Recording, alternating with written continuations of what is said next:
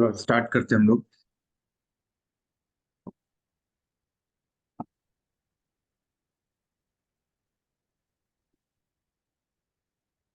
आज हम लोग स्टार्ट करते हैं कुबरनेटिस का नया टॉपिक। ठीक है,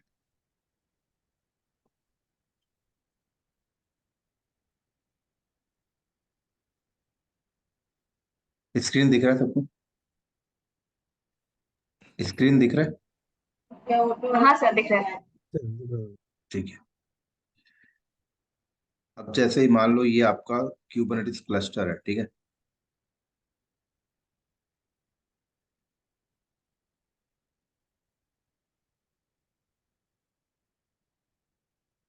ये आपका कुबरनेटिस क्लस्टर है। क्लस्टर के अंदर आपके नोड्स हैं।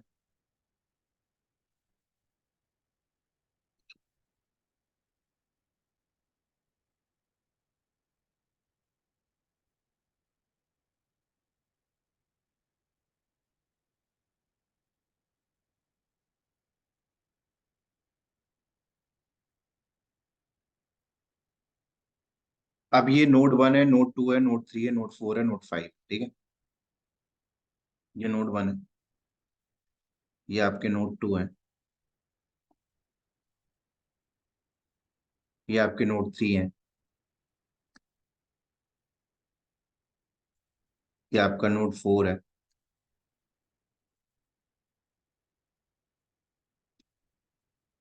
ये आपका नोड 5 है, और ये आपके नोड 6 है।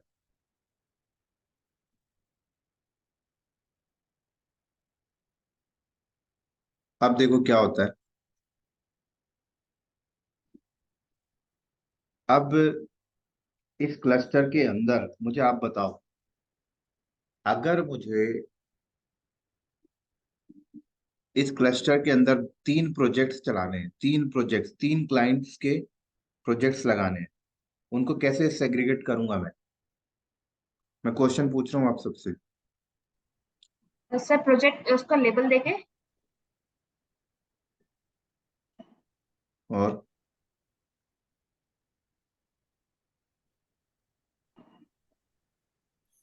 नेम स्पेस के प्रोजेक्ट का थ्रू। नेम स्पेस बना के और और कौन बताएगा?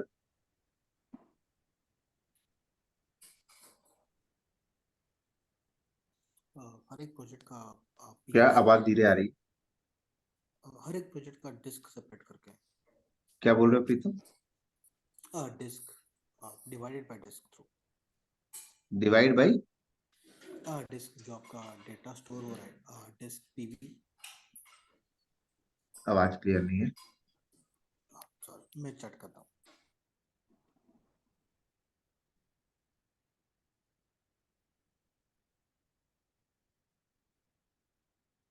देखो क्या होता है।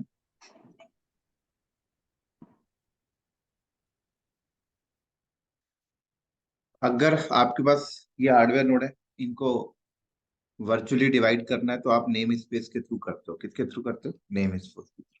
ठीक है।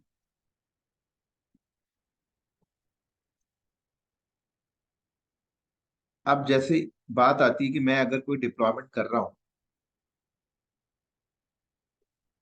ये आंसर किसने? डिवाइडेड थ्रू डिस्क ऐप मतलब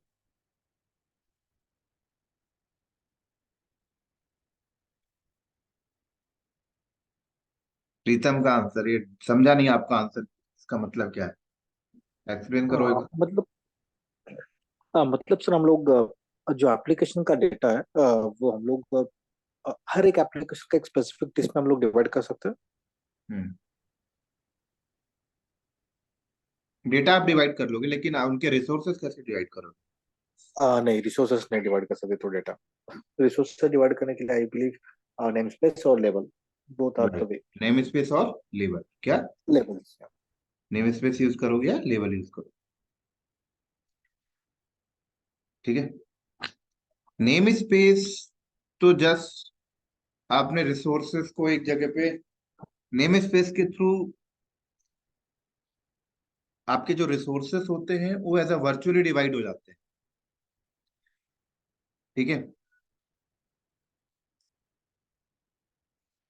जस्ट डेटा को गैदर करने के लिए आपको हेल्प मिलता है कि हाँ, अगर नेम स्पेस का कॉन्सेप्ट यूज कर रहा हूं मैं, तो मैं डेटा को जब गैदरिंग करूंगा ना तो सेपरेट सेपरेट गैदर कर सकता हूँ। ये इतना हेल्प करता है नेम स्पेस। बट जो रिसोर्सेस होते हैं वो बिखरे हुए रहते हैं। बिखरे हुए का मतलब ये होता है कि अगर मेरे पास 3 प्रोजेक्ट है, एक डेवलपमेंट का प्रोजेक्ट है, एक टेस्टिंग का प्रोजेक्ट है, एक प्रोडक्शन का प्रोजेक्ट है। मैंने 3 नेम स्पेस बनाए हैं मान लो। एक मैंने बनाया डेव हाइफन prod नाम का, एक मैंने बनाया टेस्ट हाइफन prod नाम का, और एक मैंने बनाया prod हाइफन प्रोजेक्ट नाम का। ये भी prod नहीं है, भी प्रोजेक्ट लिखते।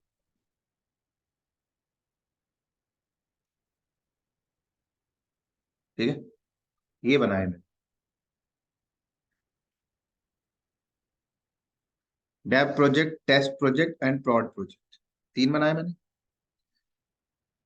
डेवलपमेंट प्रोजेक्ट में जो रिसोर्सेज मैं बना रहा हूँ वो क्लस्टर के किसी भी नोड में जा रहा है। हाँ, मैं उनको जब एक्सेस करता हूँ, जब मैं उनको गैदर करता हूँ, तो मुझे डेवलपमेंट वाले सेपरेट आ जाते हैं। तो एक वर्चुअली मतलब एक्सेस करने के लिए आपको सेपरेट हुआ है, बट रिसोर्सेस आपके बिखरे हुए हैं। मैं चाहता हूं कि रिसोर्सेस भी सेग्रीगेट हो जाए। रिसोर्सेस भी ऐसा हो कि डेवलपमेंट वाले इस 2 नोड में जाए, टेस्टिंग वाले इन 2 में जाए, और प्रोडक्शन के इन 2 में जाए। तो ये चीज फिर आप किससे करोगे सर? लेबल से करते हो। किससे करते हो? क्या कॉन्सेप्ट यूज करते हैं हम लोग इसके लिए? लेबल। लेबल अगर हम लोग देखें तो लेबल कुछ भी नहीं होता है, जस्ट लाइक क्या? कौन बताएगा आंसर? एक जस्ट एक टैग रहता है। जस्ट एक टैग रहता है लेबल, और कुछ भी नहीं।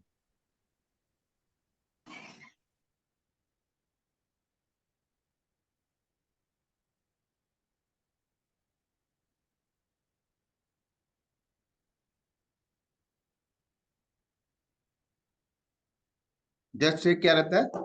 टैग रहता है।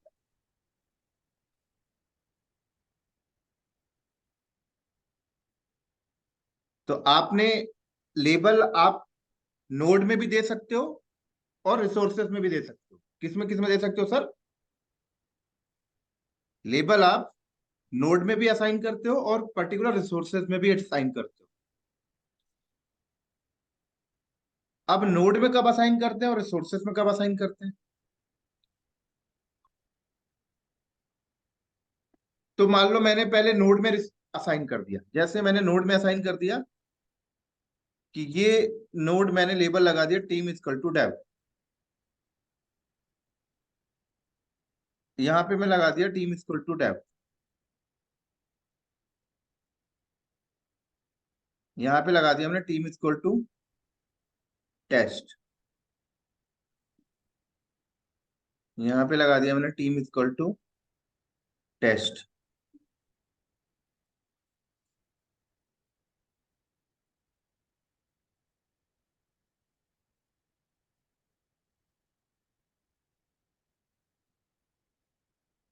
यहां पे लगा दिया मैंने टीम इक्वल टू prod।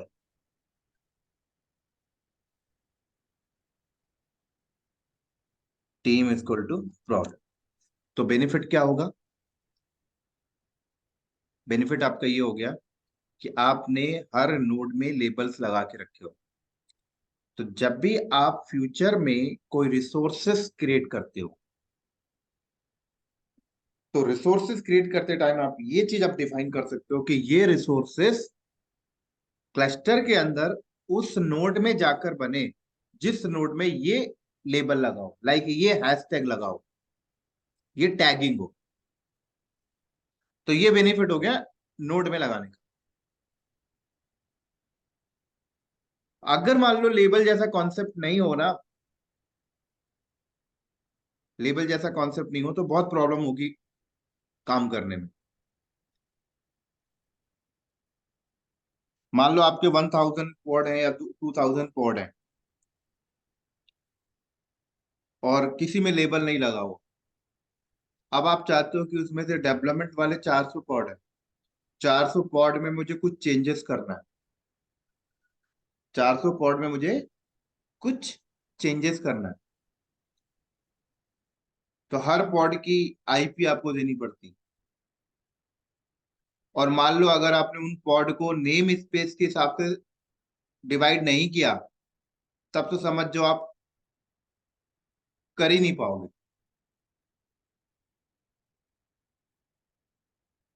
अगर आपने नेम स्पेस के हिसाब से मान लो डिवाइडिंग किया तो चलो ठीक है, फिल्टरिंग वगैरह लगा के मैं डिफाइन कर सकता हूँ कि ये एक्टिविटीज करो इस नेम स्पेस के इस पॉड के ऊपर।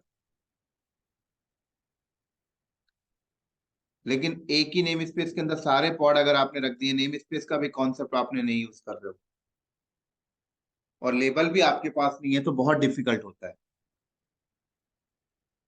तो इसीलिए रिसोर्सेज में भी आप हैशटैग लगा सकते हो।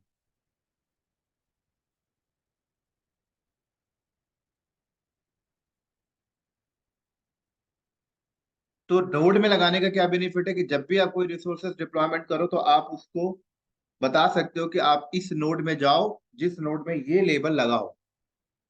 लेकिन ये चीज कैसे पता चलेगी? ये रिसोर्सेस में एक की होता है सेलेक्टर, इसके थ्रू हम लोग करते हैं। किसके थ्रू करते हैं? रिपीट करो मेरे साथ, किसके थ्रू करते हैं? Selector sir. सेलेक्टर के थ्रू करते हैं। तो जब भी लेबल क्या है, लेबल कुछ नहीं है, जस्ट जाके आपने टैगिंग कर दी बस।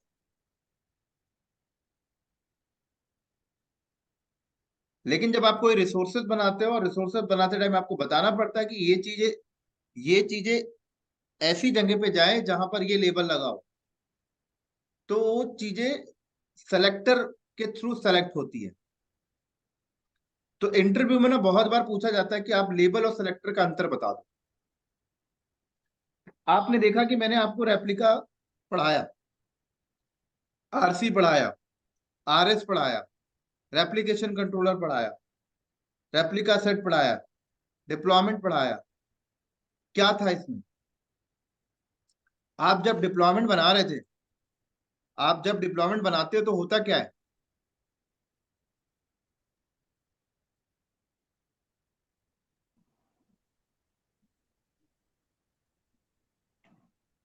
हाँ सर, आरएस में हम लोगों ने सेलेक्टर का यूज किया था मैच एक्सप्रेशन के थ्रू। देखो, आप आरएस बनाओ या डिप्लॉयमेंट बनाओ, यहां पर क्या है देखो, सेलेक्टर। आप आरसी बनाओ,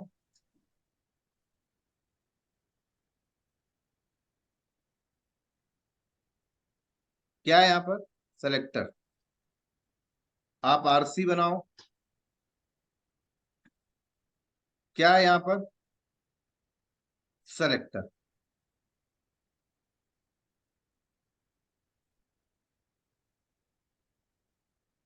तो आपका पॉड जो कंट्रोलर होता है, उसको पता कैसे चलता है कि मुझे इन पॉड को कंट्रोल करना है? आपका जो पॉड कंट्रोलर होता है चाहे आरसी हो, आरएस हो या डिप्लॉयमेंट हो, उसको ये बात पता कैसे चलती है कि मुझे कौन से पॉड को सेलेक्ट करना है? क्योंकि नोड के अंदर तो बहुत सारे पॉड है, उस नेम स्पेस के अंदर तो बहुत सारे पॉड है। उसको कैसे पता लगता है कि मुझे इसे सेलेक्ट करना है, इसे कंट्रोल करना है? लेबल के थ्रू। किसके थ्रू पता लगता है? लेबल के थ्रू। ये चीज कैसे डिफाइन होती है? तो आज मैं आपको दिखाता हूं। जब आप बना रहे थे आरसी, तो यहां पर देखो क्या है, कह रहा है रेप्लिका 3, लेकिन नीचे क्या लिखा है? सेलेक्टर। ये रेप्लिकेशन कंट्रोलर ऐसे पॉड को कंट्रोल करेगा, ऐसे पॉड को सेलेक्ट करेगा जिसमें टैग क्या लगा हो? App equal to nginx. ऐसे पॉड को कंट्रोल करेगा ये। अगर मान लो आपके पास, आप 3 पॉड इंडिविजुअल जाके बना दो, मैनुअली पॉड जाके बना दो, बस उस पॉड में आप लेबल ये लगा देना ऐप इक्वल टू एनजिनिक्स। उसके बाद आप इस रेप्लिकेशन कंट्रोलर को जब डिप्लॉय करोगे ना, तो ये रेप्लिकेशन कंट्रोलर अपने लिए 3 नए पॉड नहीं बनाएगा। ये वही पुराने चल रहे पॉड को कंट्रोल करना स्टार्ट कर देगा, क्योंकि सेलेक्टर क्या कहता है कि मुझे एग्जिस्ट क्लस्टर के अंदर एग्जिस्टिंग ऐसे पॉड मिल गए जिसमें ये लेबल लगा हुआ था, तो मैंने उन्हीं को कंट्रोल करना स्टार्ट कर दे रहा हूं। मैं अपने लिए नया पॉड नहीं बना रहा। ये मैं दिखाऊंगा करके आपको। अभी तक ये नया पॉड इसलिए बनाता था क्योंकि उसको क्लस्टर के अंदर ऐसे कोई एग्जिस्टिंग पॉड मिलते ही नहीं थे जिसमें ये फलाना लेबल लगा हो। तब वो अपनी डिजायर वैल्यू को पूरा करने के लिए नया बनाता है। अगर उसे क्लस्टर के अंदर ऐसे पॉड मिल जाते हैं जिन पॉड का अभी तक कोई कंट्रोलर नहीं है, जो लावारिस पड़े हुए हैं, तो उन्हीं को कंट्रोल करना स्टार्ट कर देता है। तो इंटरव्यू में क्वेश्चन और आता है कि ठीक है, मेरे क्लस्टर में तीन पॉड पड़े हुए हैं जिनमें ये लेबल लगा हुआ है, और उन पॉड का कंट्रोलर, वो पॉड किसी दूसरे कंट्रोलर के थ्रू कंट्रोल भी हो रहे हैं, और अब हम नया रेप्लिकेशन कंट्रोलर बनाने जाते हैं।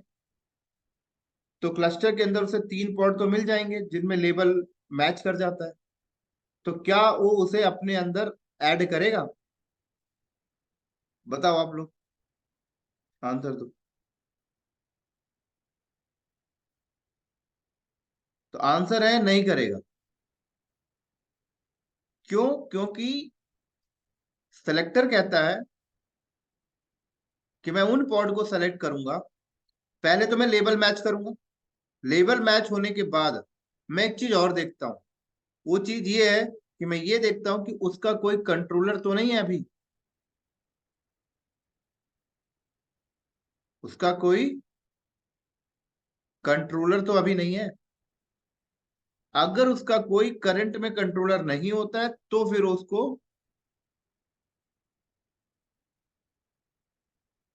अपने अंदर ऐड करता है, लेकिन अगर उसका कोई करंट में कंट्रोलर होगा तो फिर उसे अपने अंदर ऐड नहीं करेगा, फिर वो नया बनाएगा। समझ आई? Yes sir.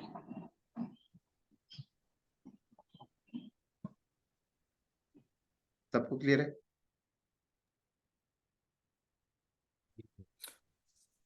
हाँ जी सर।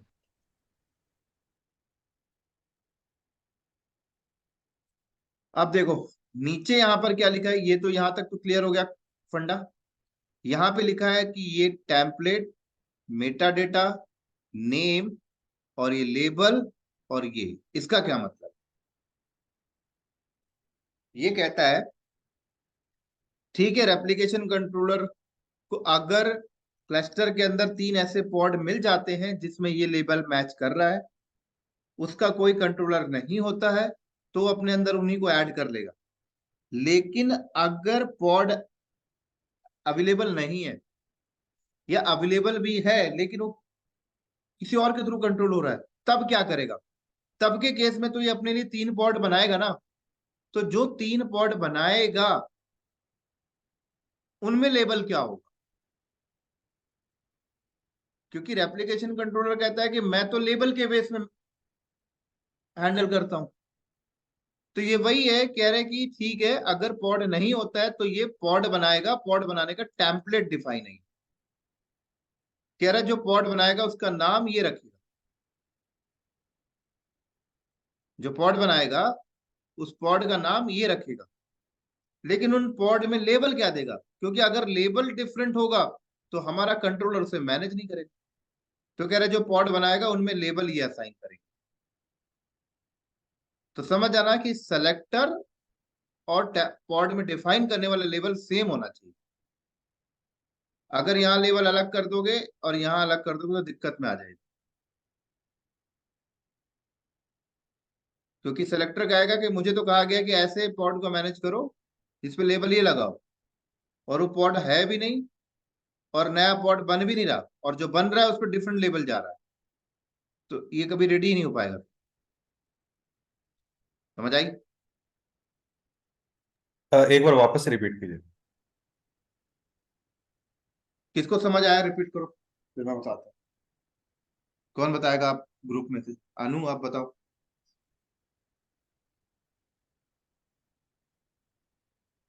सर आपने बताया कि जैसे कि कोई हम लोग ये सिलेक्टर्स यूज कर रहे हैं जैसे ऐप इक्वल टू एनजिनिक्स, तो जिसपे भी सिलेक्टर डिफाइन होगा वो इस पॉड में ये करेगा, असाइन करेगा। अगर नहीं होगा तो वो पॉड अपना अलग से लेबल क्रिएट करेगा जिसका मेटा डाटा के थ्रू नेम रहेगा एनजिनिक्स और उसका लेबल रहेगा ऐप इक्वल टू एनजिनिक्स।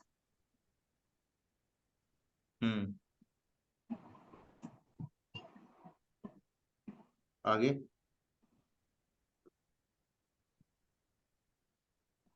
हाँ जी सर। देखो मैंने ये बताया कि जब आप रेप्लिकेशन कंट्रोलर बनाते हो तो रेप्लिकेशन कंट्रोलर को बनाते टाइम आपने बताया सिलेक्टर को कि आप ऐसे पॉड को मैनेज करना जिस पे लेबल ये लगा। अगर ये लेबल वाले पॉड उसे पहले से बने हुए मिल जाते हैं तो ठीक है, उन्हीं को मैनेज करने लगे। अगर नहीं मिलते हैं तो क्या? तो नहीं मिलते हैं तो फिर कहता है अपने लिए पॉड बनाएगा, और जब पॉड बनाएगा तो उनको क्या लेबल देगा वो यहाँ डिफाइन। और मान लो अगर आपने गलती से टेम्पलेट के सेक्शन में पॉड जो बनेगा और उनके लेबल आप डिफरेंट कर देते हो तो फिर मिसमैच हो जाएगा, क्योंकि आपका कंट्रोलर कहेगा कि मुझे तो बोला गया कि ऐसे पॉड को मैनेज करना है और ये पॉड एग्जिस्ट भी नहीं कर रहे हैं और जो नए बन के आ रहे हैं वो डिफरेंट लेवल के हैं, तो उसको तो मैनेज करेगा ही नहीं कभी, तो कंफ्यूज हो जाएगा। हाँ भाई समझ। हाँ जी। हाँ आगे सुनो। तो लेबल का बहुत बड़ा खेल है, तो समझ लो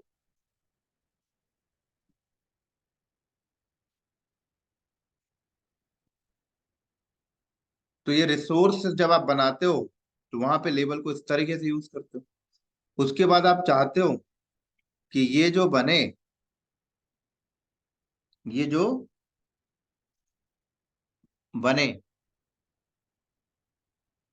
वो किसी नोड में जब जाए तो ऐसे नोड में जाए जिसमें लेबल ये लगाओ।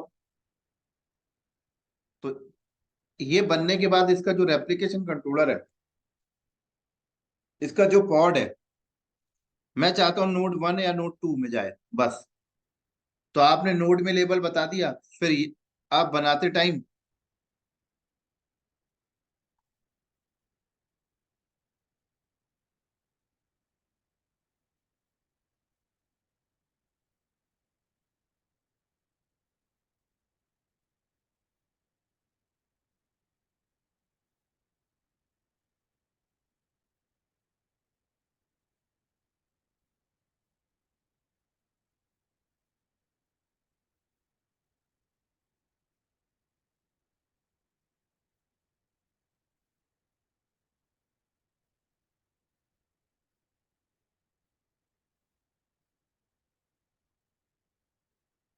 ठीक है। तो आप बनाते टाइम क्या कर सकते हो,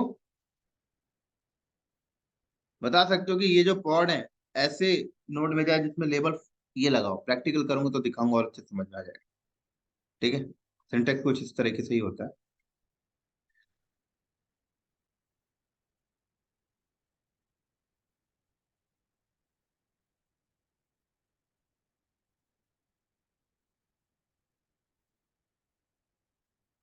समझ आई? सिलेक्टर समझ आ गया? हाँ जी। सर आगे sir.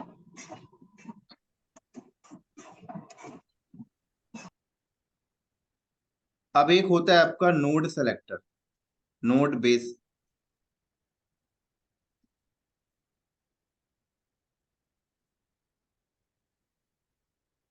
Selector. Node base selector क्या होता है देखो, अब मान लो मैंने इस पे टैग लगाया, इस पे टैग लगाया। मैंने डिप्लॉयमेंट बनाते टाइम मैंने बोला कि सिलेक्टर को बोला कि ऐसे नोड के अंदर इसको जाके डिप्लॉय करो जिस नोड में लेबल ये लगा हो, ये और ये। तो इसने उधर जाना है, लेकिन जाता है तो उसे पता लगता है कि ऐसे लेबल के तो दो पॉड है, दो नोड है, और कल को कंपनी में 2 से ज्यादा भी हो सकते हैं, 10 भी हो सकते हैं। कि कोई डिप्लॉयमेंट आप बना रहे हो, उसको आपने बोला कि आप ऐसे नोड के अंदर जाओ जिसमें label team equal to dev हो और उसके 10 नोड लगे हुए हैं। तो अब 10 में किस कहाँ डिप्लॉय करेगा? आप लोग बताओ मुझे, सोच के ये डिसीजन कौन करता है? बता रखा मैंने पहले, बताओ। इतना टाइम नहीं लेते यार। शेड्यूलर और शेड्यूलर सर, कंट्रोलर। हाँ जी, शेड्यूलर। शेड्यूलर करता। शेड्यूलर करेगा। कौन करेगा? शेड्यूलर।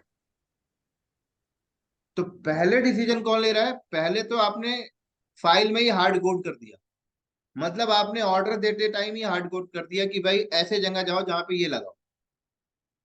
अब ऐसा क्लस्टर के अंदर ऐसा कोई नोड एक ही है तो ये उसी में चला जाएगा, लेकिन 10 है तो फिर शेड्यूलर का काम होगा डिसीजन करना। ठीक है, लेकिन कल को कुछ ऐसी एप्लीकेशन होती है जो क्लस्टर के अंदर मुझे किसी एक ही नोड में से डालना है। मैं चाहता हूं ये डिप्लॉयमेंट सिर्फ नोड 1 में ही जाए, हो सकता है नोड 1 आपका मास्टर नोड है और मास्टर नोड के अंदर कुछ ऐसी सर्विसेज है जो मैं चाहता हूं कि सिर्फ मास्टर में जाए और कहीं ना जाए। या कुछ ऐसी एक एप्लीकेशन है जो आप सेपरेट एक ही नोड में रखना चाहते हो।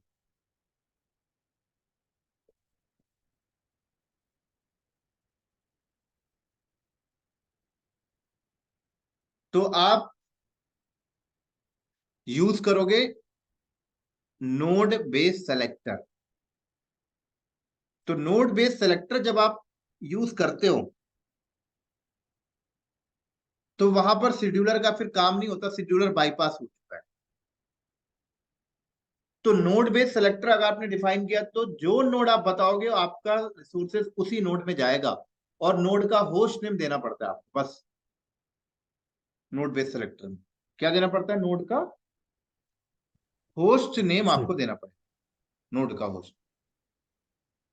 इस केस में शेड्यूलर बीच में नहीं आता। शेड्यूलर कहता है कि मेरे को तो इंस्ट्रक्शन जब दिया गया तभी मेरे को बाईपास कर दिया गया, मेरा भी यहाँ इस पे डिसीजन नहीं दे सकता, मैं इस पे वर्क नहीं करूंगा क्योंकि मुझे बाईपास किया। तो कल को अगर आपके क्लस्टर के अंदर आपका जो शेड्यूलर कंपोनेंट्स है वो कभी डैमेज हो जाता है या फिर कभी वो काम नहीं करता, तब के केस में भी ये काम आ जाता है। समझ आ गई?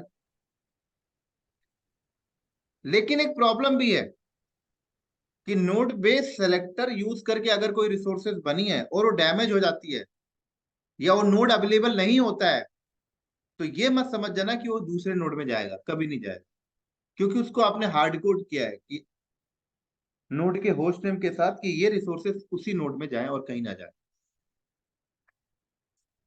समझ आई?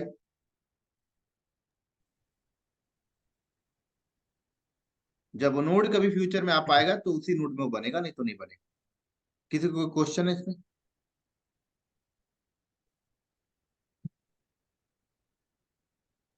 सर इस पे एक क्वेश्चन है, मतलब उसका होस्ट नेम ही हम वहां जब हार्ड कोडिंग करोगे नोड बेस सेक्टर में, कि या कोई मतलब नोड का जैसे जो container name, sorry host name, name होता है ना, इंस्टांस का name. Instance name host name तो होता है। अच्छा वही सर, अच्छा ठीक है।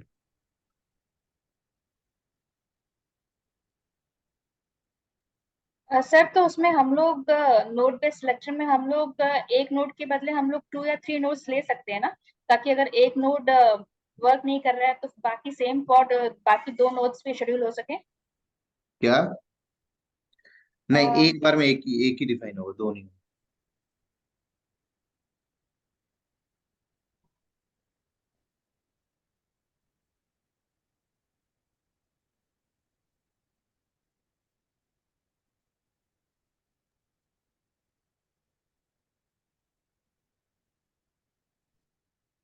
सर ये नोड बेस्ड सिलेक्टर मीन्स कि हम लोग नोड को एक तरह से लेबल दे रहे हैं ना sir?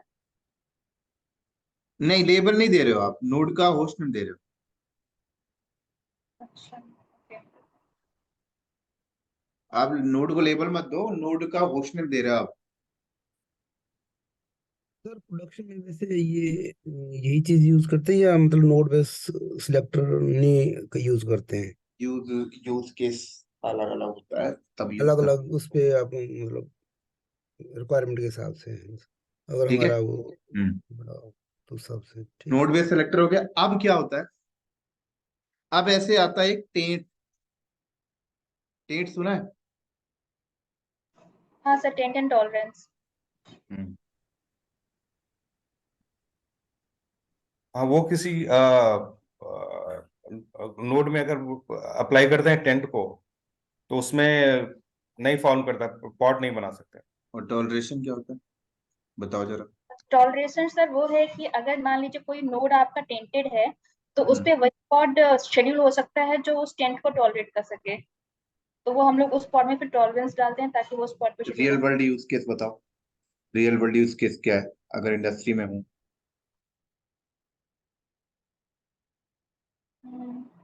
Means usually master node usually tainted रहते हैं, तो उस पे पॉड्स को शेड्यूल करने के लिए फिर हम लोग उस रियल पे वर्ल्ड यूज केस क्या है?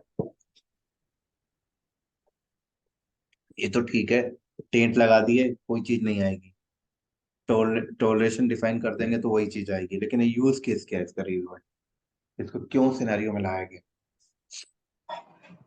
कौन बताएगा?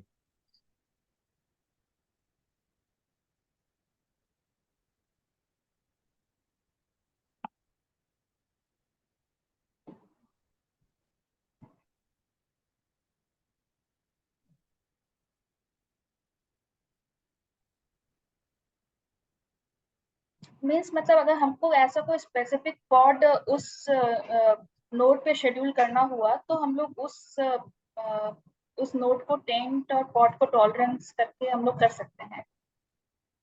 एक स्पेसिफिक नोड पे ही शेड्यूल करना हुआ उसको, तो वो पॉड किसी और नोड पे नहीं जाएगा। क्या?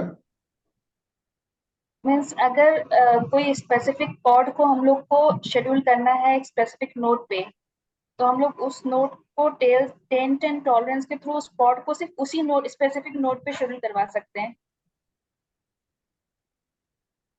वो तो ठीक है, और बताओ। वो तो आप लेबल से भी कर रहे हो कि डिप्लॉयमेंट के टाइम जो लेबल बताऊंगा, जो नोड का लेबल दिखाऊंगा उसी में जाएगा और कहीं नहीं जाएगा। कहीं जाएगा क्या अगर मैंने नोड 1 नोड 2 में लेबल लगा दिया team equal to dev, team equal to dev, मैं कोई डिप्लॉयमेंट कर रहा हूँ। अब वो डिप्लॉयमेंट में मैंने लेबल सेट कर रखा है, तो उन्हीं दो नोड में जाएगा और कहीं तो जाएगा नहीं, तो लेबल से हो ही रहा था। तो टेंट एंड टोलरेशन क्यों आया पार्ट पिक्चर? टेंट तो चलो समझ में आ गया, टेंट तो समझ में आ गया। सोचो जरा, टेंट तो समझ आ गया ना, टोलरेशन का बताओ, बताओ जल्दी बताओ।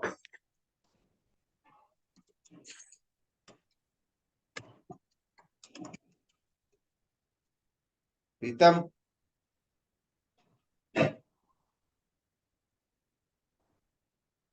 टोलरेशन पिक्चर में क्यों आया?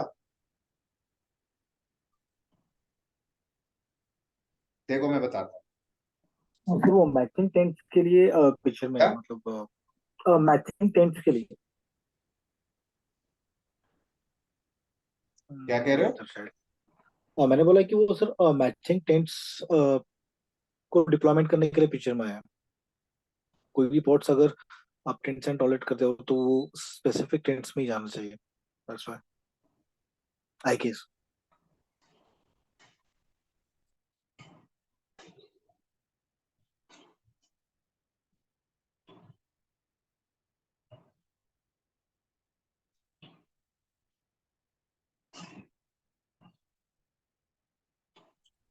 मतलब टॉलरेशन आपको मैचिंग टेंट्स में ही आपको पोर्ट्स डिप्लॉय करेगा। क्या कह रहे हो? मैंने कहा टॉलरेशन आपको मतलब जो भी आप पॉड डिप्लॉय कर रहे हो हम्म। वो पॉड्स आपको मैचिंग टेंट्स में ही डिप्लॉय करके देगा। हम्म। स्पेसिफिक मैचिंग टेंट पे टेंट में ही डिप्लॉय कर, वो तो ठीक, वो तो लेबल से कर ही रहे थे ना हम। Sir maybe because like some resources को स्पेसिफिक स्पेसिफिक रिसोर्सेज की रिक्वायरमेंट रहती हैं, लाइक इतना मेमोरी होना चाहिए, इतना जीपीयू होना चाहिए। बिकॉज ऑफ दैट अगर सभी नोड्स के स्पेसिफिकेशंस अलग अलग हुए और किसी एक नोड की स्पेसिफिकेशंस मैच हो रही है तो फिर उसको टेंट एंड टॉलरेंस के थ्रू यूज कर सकते हैं।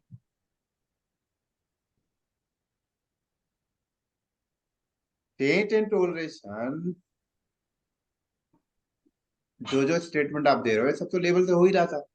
हाँ, टेंट का समझ आता है कि भाई ठीक है कोई चीज बनेगी नहीं, टोलरेशन आपने लाया उसका आपने बोला, बट तो लेवल से हो ही रहा था।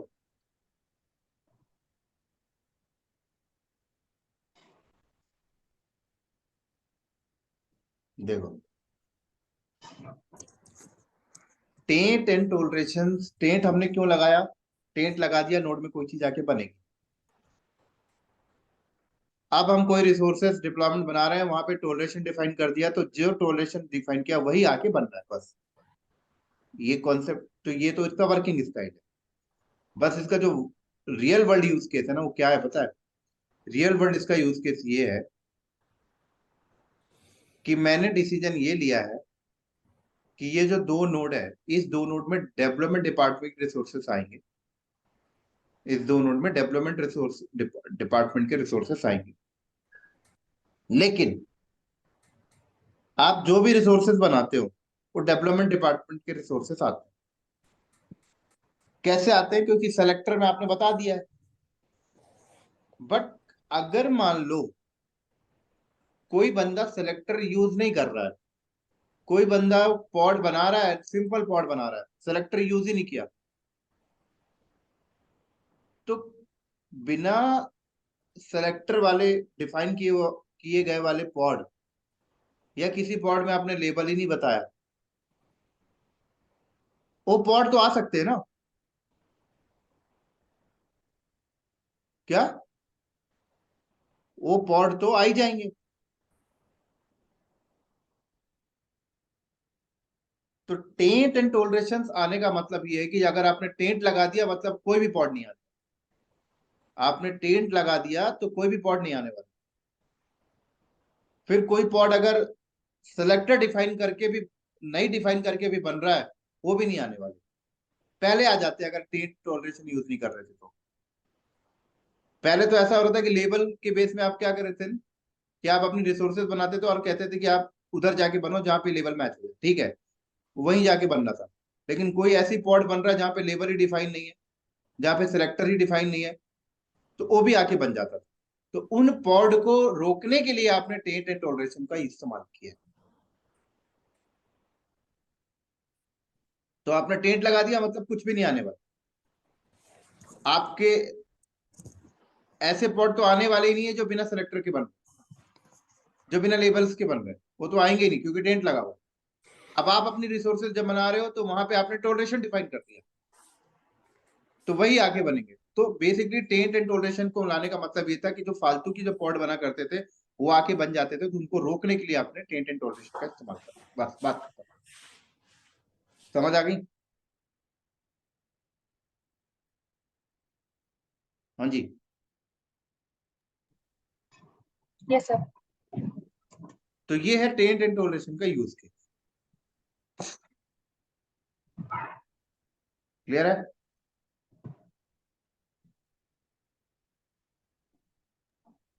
Yes sir. डाउट? हाँ बोलो, क्या कह रहे हो? ऐसी आपका होता है एक एफिनिटी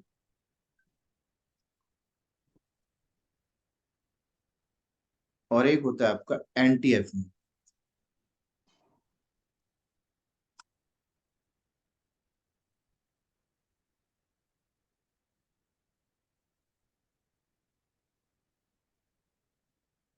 एफिनिटी और एंटी एफिनिटी।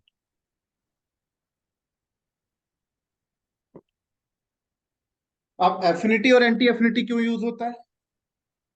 सिंपल सी भाषा में समझो तो एफिनिटी का मतलब हो गया कि इसके साथ ये चीज हो तो आप जाओ, एंटी एफिनिटी मतलब ये चीज हो तो आप मत जाओ, बस। इसका रियल वर्ल्ड यूज केस क्या है किसी को आइडिया?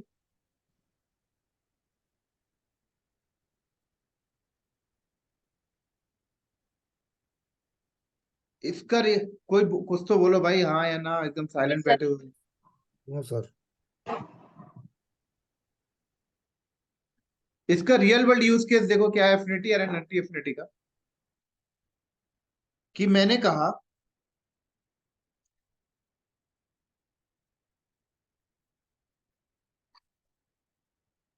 कि डिप्लॉयमेंट करते टाइम आप वहां जाकर बनो जहां पे ये लेबल मैच कर जाए। आप वहां जाकर बनो जहां ये लेबल मैच कर जाए। ये तो हो गया एफिनिटी। दूसरा रूल मैंने डाल दिया, आप वहां जाकर मत बनना जहां ये मैच हो जाए। ये हो गया एंटी एफिनिटी।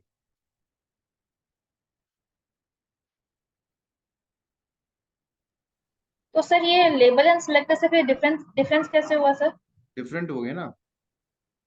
लेबल में आप क्या बोलते हो, आप वहां जाके बनो जहां पर ये मैच कर जाए। बट आप लेबल में ये नहीं बता रहे हो ना कि वहां जाके मत बनना जहां मैच हो जाए। ओके, मतलब एंटी एफिनिटी नहीं आ रहा वहाँ पे। हाँ। अभी और सुनो।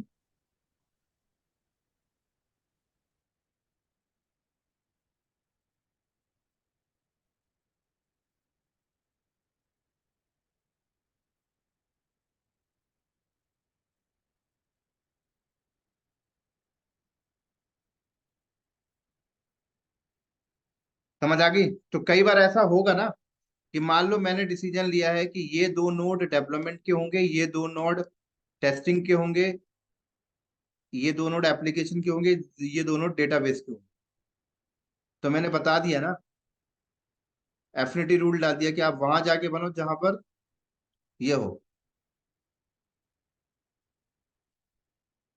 फिर मैंने एप्लीकेशन में बता दिया कि आप वहां जाके बनो जहां ये हो, और एक रूल और डाल दिया, आप वहां मत बनना जहां पर ये मैच करे और ये मैच करे।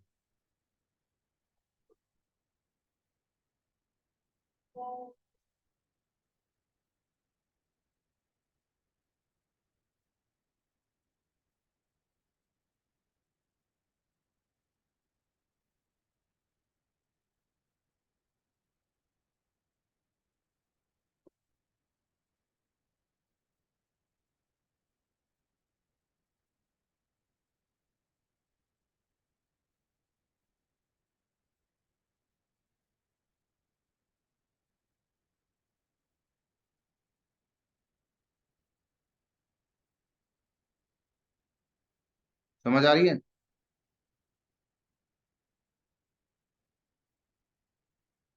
Yes sir.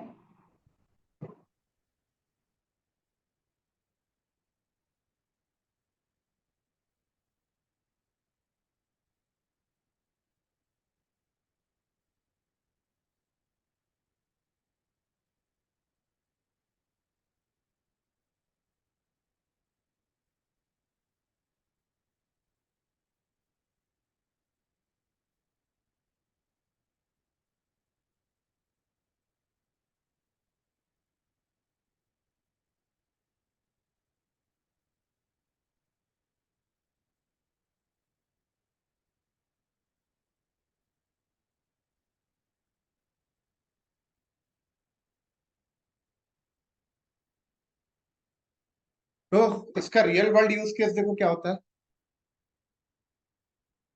कि आपने कोई डिप्लॉयमेंट बनाया और डिप्लॉयमेंट पे आपने बोला कि वेब पॉड बने, एप्लीकेशन पॉड बने और डेटाबेस पॉड बने। ठीक है।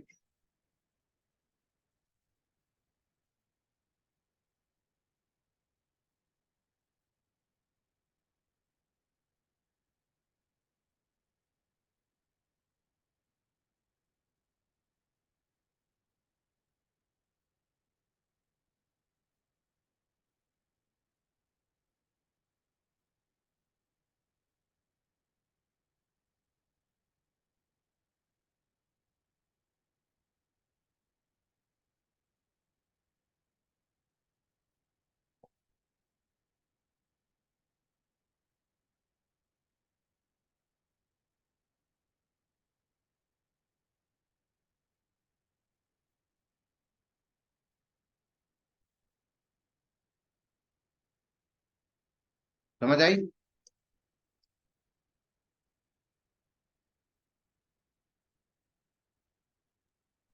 सर आप यूज केस बता रहे थे उसका।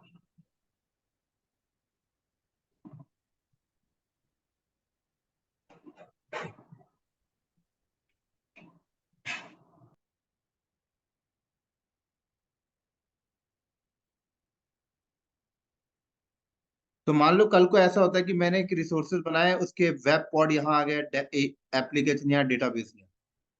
अब जब ट्रैफिक बन रही है तो यहाँ से यहाँ जा रही है, तो लेटेंसी हाई आएगी, क्योंकि इस नोड से ट्रैफिक इधर आएगी, इधर आएगी, राइट?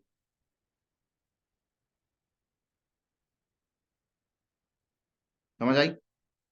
तो मैं चाहता हूं कि 3 टियर का एक कॉपी यहां आ जाए।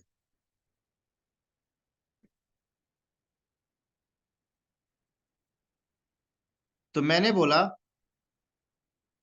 पहले तो मैंने वेब को बता दिया कि वेब पॉड इधर आके बने, और जब वेब पॉड बन जाए तो डेटाबेस पॉड वहां बने जहां वेब बना है। पता है? तो डेटाबेस एप्लीकेशन पॉड यहां नहीं जाएगा, वो यहीं जाएगा जहां पे वेब बना है, वहीं जाके बनेगा। और डेटाबेस पॉड वहां बने जहां पे एप्लीकेशन पॉड बना है।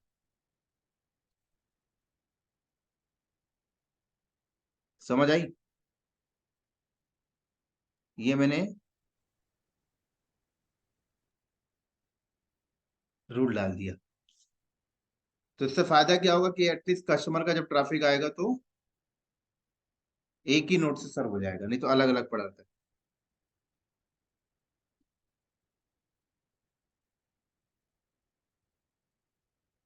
हाँ जी, क्लियर है? बट सर हम लोगों ने सेग्रीगेशन सेपरेट इसलिए किया था फॉर द सिक्योरिटी पर्पस। तो अगर फिर अगर तीनों पॉड एक ही जगह पे आ रहे हैं तो हम सिक्योरिटी को कैसे मेंटेन करेंगे? कौन सी सिक्योरिटी चाहिए आपको? I mean, जो हम लोग 3 टायर वाले जो हम लोग सिक्योरिटी करते हैं, एप्लीकेशन टायर सेपरेट रखते हैं एप्लीकेशन से, वेब से, एंड सेपरेटली डेटाबेस का टायर हम लोग सेपरेट रखते हैं जिसको हम लोग प्राइवेट नेटवर्क में रखते हैं फॉर द सिक्योरिटी पर्पस। तो अगर हम लोग वेब सब जहाँ पे प्राइवेट ही अपना रहेगा। Web pod. ये वो इंस्टेंस थोड़ी है, वीएम थोड़ी है, ये तो पॉड है। आपकी नोड सिक्योरिटी, नोड आपके रखे हुए ना। हाँ जी सर। ये वीएम थोड़ी है कि आप बोल रहे हो डेटाबेस घर पे रखता हूँ, बाकी डेटाबेस पे रखता हूँ। ये तो कंटेनर पॉड है। ये नोड आपके वैसे भी प्राइवेट सर्वर पे रखे हुए हैं। पॉड में तो वैसे भी बाहर से कोई नहीं आ सकता, प्राइवेट आईपी। पॉड के ऊपर आपके सर्विस लगे हुए हैं, बॉय फायरवॉल लगे हुए हैं, इंग्रेस कंट्रोलर, लोड बैलेंसर है, डीएनएस है। आपके वेब पॉड भी को भी तो कोई बाहर से एक्सेस नहीं कर सकता, ऐप को भी नहीं कर सकता। ये तो अपने आप में इंटरनल सिक्योरिटी है। Okay sir.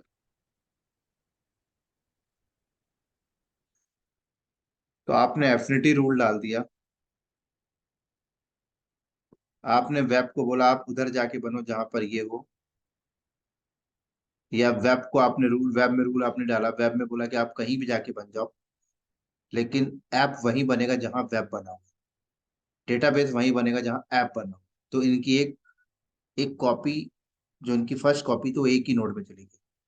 फिर जब दूसरी कॉपी इनकी आएगी लोड बढ़ने से, तो मैं इन पे एंटी एफिनिटी डाल दूंगा कि वेब उधर मत बनना जहां पे ऑलरेडी वेब बना हो, ऐप उधर मत बनना जहां ऑलरेडी ऐप बना हो, डेटाबेस उधर मत बनना जहां ऑलरेडी डेटाबेस। इस तरीके से मैंने रूल डाल दिया। इसका प्रैक्टिकल करेंगे तो और अच्छे से समझ में क्लियर है? हाँ हाँ सर। जी। तो इसका प्रैक्टिकल कल करते हैं। ठीक है सर। ठीक है। तो सो हम्म। सर ये 18th के बाद का कोई मेरे पास वीडियो अपलोडेड नहीं है, प्रणव बोल रहा हूँ। एग्जैक्टली एग्जैक्टली सर, मैं पर भी सर यही 20 क्वेश्चन के करने बाद वाला मेरे था। पास भी कोई वीडियोस नहीं आ रहे सर। ठीक है, मैं दिलवा देता हूँ। सर वो कॉप्स वाला क्लास फिनिश हो गया था पूरा कल? हाँ हाँ, हो गया था।